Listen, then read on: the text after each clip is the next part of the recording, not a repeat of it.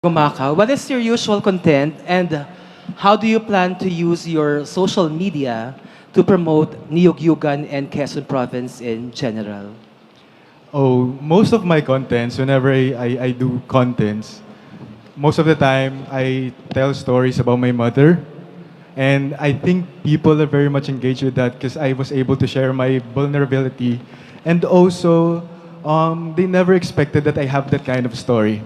But to answer your question on how I'm going to be able to use my platform to promote Quezon Province, I think if I have enough equipment, I'm very much willing to create a travel content here in Quezon Province because I know that our province has a lot of things to offer.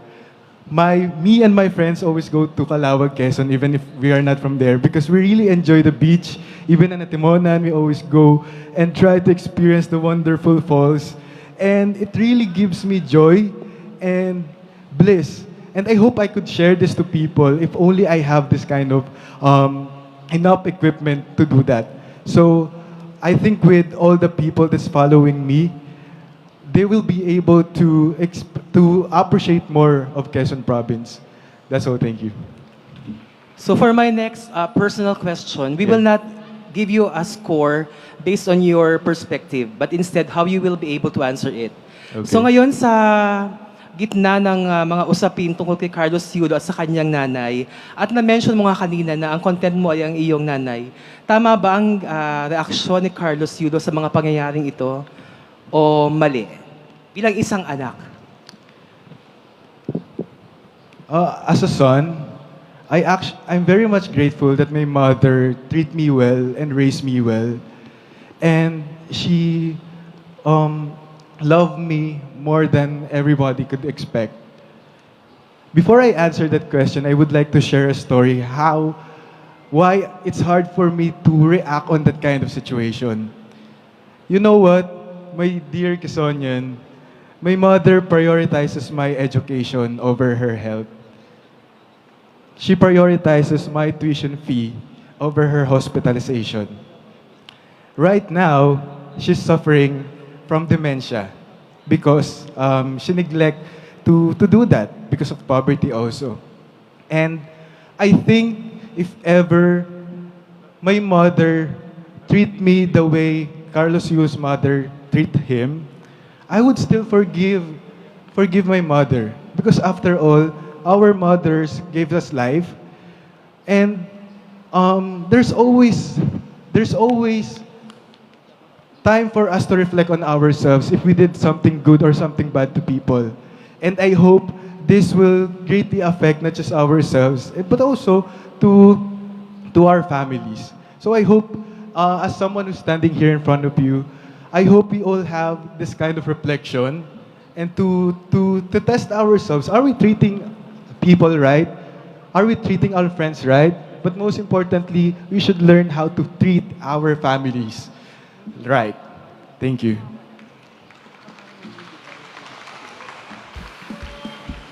Thank you so much. Ginoo 22. Hello po, magandang Good morning, tanghali po. candidate number 22.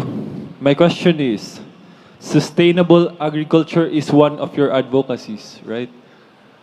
What one program would you suggest to the Office of Provincial Agriculturist in order to promote sustainable agriculture?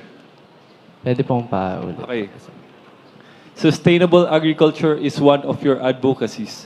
What one program would you suggest to the Office of Provincial Agriculturist in order to promote sustainable agriculture? Thank you.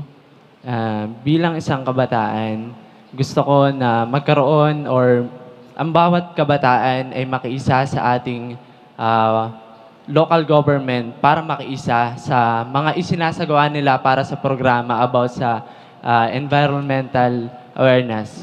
And naniniwala ako, and bilang isang Ginoong Yugyugan na narito sa inyong harapan, gusto ko na magbigay inspirasyon at motibasyon sa bawat kabataan na ating pahalagahan ng ating environment dahil ang ating environment ang siyang kayamanan ng ating bayan at ang ikauunlad ng buong bansa.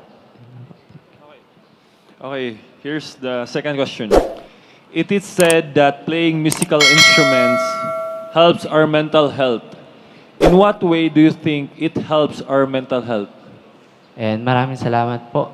Yan, bilang isang kabataan na mahilig sa musika, ako po ay, kapag ako ay nakakaramdam ng kalungkutan or ng anumang mga iniisip or anxiety, ako po ay umaawit, ako ay tumutugtog dahil dito ko na-express yung aking nararamdaman. Dito ko inilalabas yung lahat ng mga emotions, lahat ng mga saloobin ko sa pamagitan ng pag-awit. At ito po ay malaking tulong sa akin bilang ako na naka-experience mismo dahil kapag ako ay umaawit, yung bigat ng aking damdamin ay doon ko na ilalabas doon ako mas gumiginhawa. Yan. Kaya yun po, sa pamagitan ng pag-awit, ako ay natutulungan ito sa aking mental health. Yan po, maraming salamat. Ginoo 23.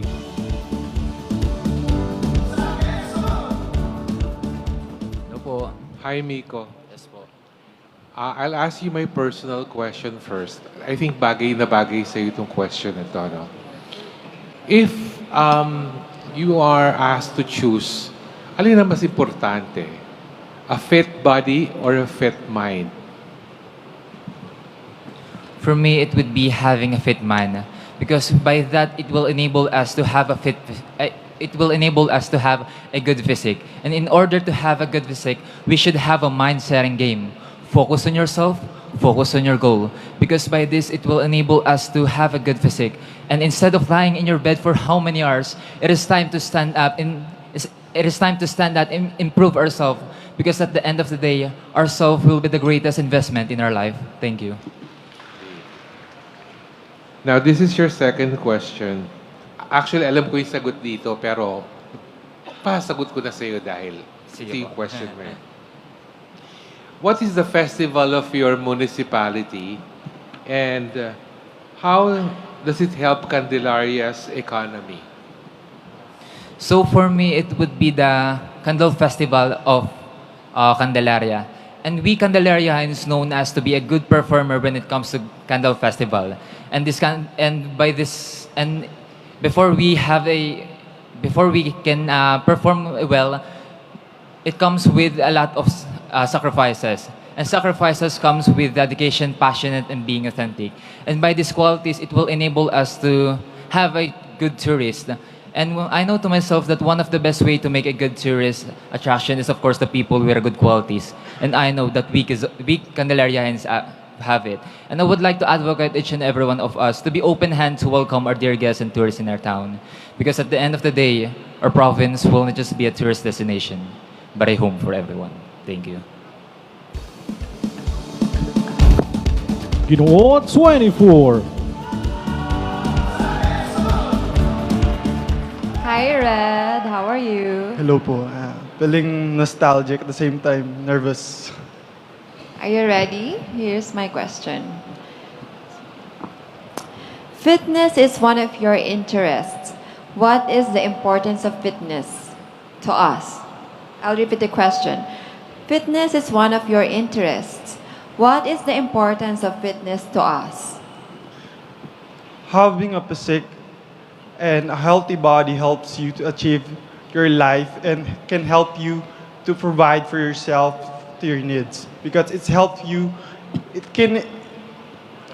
you if you do have a good body. It can help you to create a beautiful life that you can have, because if you do have a healthy body, a healthy mind, and you can have a world that's full of surrounding people of positive, and with that you can have a life full of joy.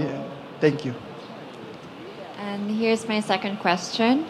This is my personal question. What is your favorite social media platform and why?